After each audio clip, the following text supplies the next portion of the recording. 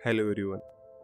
तो night terror Hindi में आज मैं आपको एक बहुत ही भूतिया घटना बताने वाला हूँ, जिसे सुनने के बाद अगर आप ये वीडियो रात में देख रहे हो तो आपको नींद शायद ही आएगी।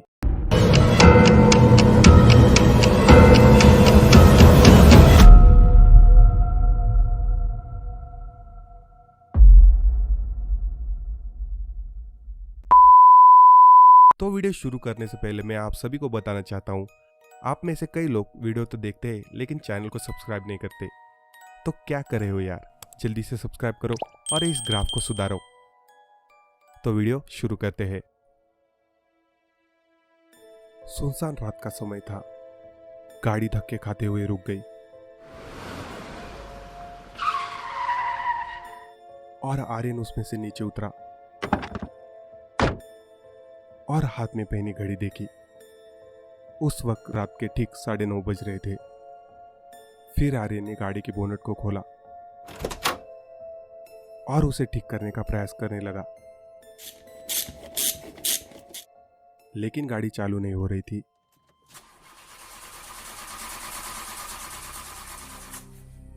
आर्यन ने मोबाइल फोन से सहायता मंगवानी चाहिए, किंतु उसमें नेटवर्क की कोई गुंजाइश नहीं थी। तो उसने गाड़ी की पिछली सीट पर सोई हुई अपनी पत्नी को आवाज दी, पूजा, अरे पूजा, उठो जल्दी से। हमें आज की रात किसी गेस्ट हाउस या होटल में काटनी होगी, क्योंकि गाड़ी खराब हो गई है और अब मैकेनिक के बगैर गाड़ी ठीक नहीं होगी। हमेशा की तरह पूजा नींद में बड़बड़ाते हुए उठी। आर्यन, तुमसे कोई काम ठीक नहीं होता। कब से कह रही हूँ, ये तुम्हारी पुरानी खटारा गाड़ी बेचकर एक नई गाड़ी ले लो। जवाब में आर्यन बोला, खरीद लेंगे मेरी रानी। आप अपना सामान उठाओ और चलो, कई रात बिताने की व्यवस्था करते हैं।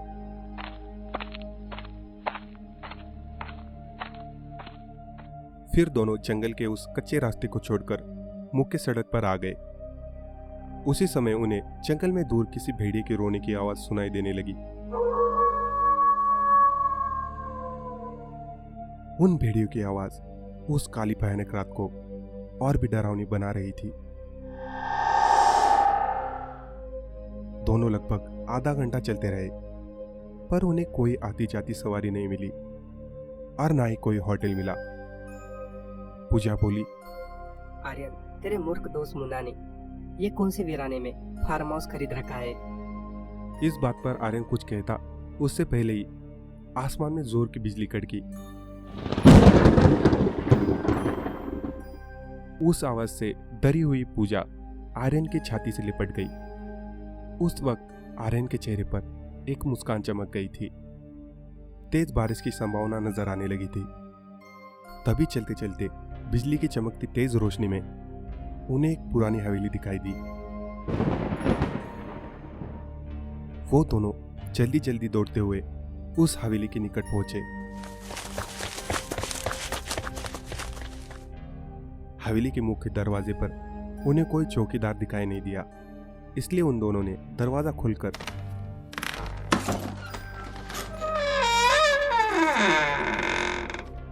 हवेली के परिसर में पहुंचे।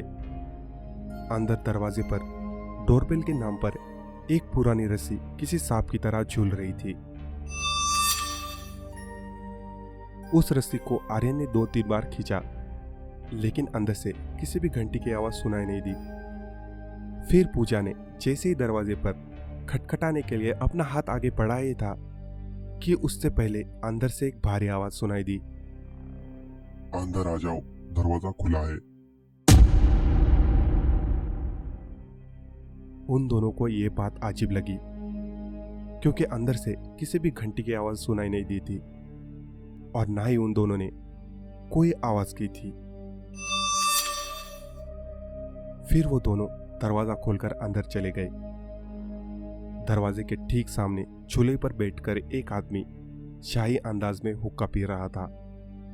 उसे देखते ही आर्यन बोला, सर, हम यहाँ से कुछ ही किलोमीटर दूर हमारे दोस्त का फार्म हाउस देखने जा रहे थे, पर बीच रास्ते में हमारी गाड़ी खराब हो गई और मदद बुलाने के लिए मोबाइल में नेटवर्क भी नहीं आ रहा था। क्या हम आपके फोन से एक कॉल कर सकते हैं? झूले पर बैठे उस आदमी के चेहरे पर कोई भी भाव नहीं था। उसने कहा, जरूर कीजिए, टेलीफोन ऊपर वाले आखिरी कमरे में है। आर्यन ने उन्हें पहले परिचय देना ठीक समझा। उसने कहा, मेरा नाम आर्यन है और ये मेरी पत्नी पूजा है। जवाब में वो आदमी बोला, मेरा नाम राजा साहब है, मैं इस हवेली का मालिक हूँ। आर्यन और पूजा हवेली की शान देखते रह गए थे कि उनकी नजर राजा साहब के पीछे वाली दीवार की सबसे बड़ी तस्वीर पर पड़ी, जो खाली थी और पूरे घर में तस्वीरें तस्वीरें थी। उन सब में एक बात समान थी कि किसी भी तस्वीर में कोई भी मुस्कुरा नहीं रहा था, बिल्कुल भी भावनाहीन थी। फिर आर्यन और पूजा दोनों ऊपरी मंजिल पर गए और आखिरी कमरे में जाकर लैंडलाइन से अपने दोस्त मुन्ना को फोन करने लगे। बहुत प्रयास करने के बाद भी फोन नहीं लग रहा था।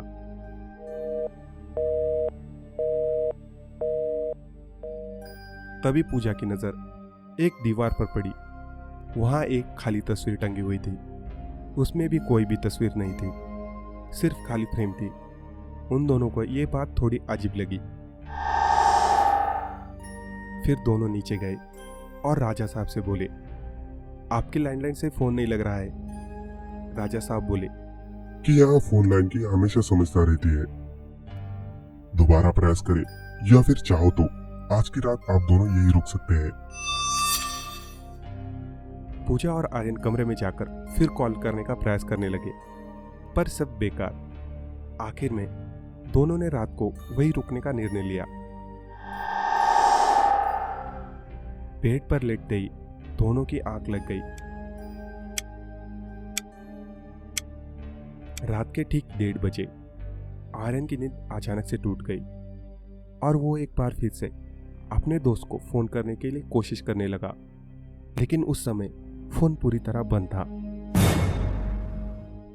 हाथ से फोन नीचे रखते हुए आर्यन की नजर दीवार पर गई और सामने का दृश्य देखकर उसके चेहरे पर से हवाइयां उड़ गई,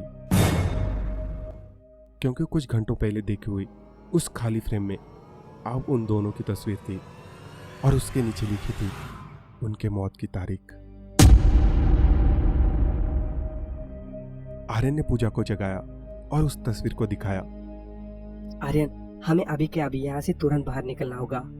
फिर दोनों ने वहां से सरपट दौड़ लगाई।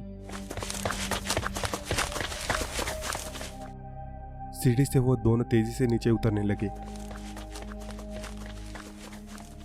पर उतरते समय सीढ़ियों पर 4 पैरों की जगह 6 पैरों की ध्वनि आ रही थी। अब वो दोनों बहुत डर चुके थे। कुछ भी करके उन्हें बस दरवाजा खोल के बाहर निकल भागना था। पर दरवाजे के निकट पहुंचने के बाद दोनों ने उसे खोलने का प्रयास किया, पर उनकी कोशिश नाकाम रही, क्योंकि दरवाजा किसी ने बाहर से बंद कर दिया था। और अब वो दोनों उस भूतिया हवेली में कैद हो चुके थे। आर्यन और पूजा दरवाजा जोर जोर से पीट रहे थे और मदद के लिए चिल्ला रहे थे। उसी समय दुर्भाग्य से अचानक बिजली चली गई और मृत्यु ने अंधेरे के आवरण में सब कुछ छुपा लिया और चारों ओर शमशान के जैसा डरावना सन्नाटा फैल गया। पूजा अपने कांपते हाथों से मोबाइल की टॉर्च चालू करने लगी। जैसे ही उसने मोबाइल की टॉर्च चालू की कि उसकी रोशनी सबसे पहले सामने वाली उस बड़ी सी फोटो फ्रेम पर पड़ी, जिस फ्रेम को आते समय दोनों ने खाली देखा था। उस खाली फोटो फ्रेम में आप झूले पर बैठे राजा साहब की तस्वीर थी और उसमें एक शैतानी मुस्कान झलक रही थी। और अगले क्षण राजा साहब तस्वीर से धीरे धीरे अदृश्य होने लगे।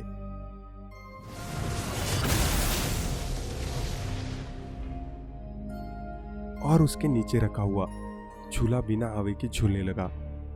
उस भयानक दृश्य को देखकर पूजा बैठ गई और आर्यन बेसुधी दिख रहा था। कुछ ही पलों में मोबाइल भी स्विच ऑफ हो गया। अब तक मोबाइल के टॉर्च के उजाले में पूजा और आर्यन को वहां पर एक दूसरे की सांसों की आवाज आ रही थी, किंतु अब अंधेरे में उन्हें और कई सारे लोगों की सांसों की आवाज सुनाई देने लगी। एक एक करके सभी आवाजें निकट आ रही थी और कुछ ही पलों में एक दर्द भरी चीख के साथ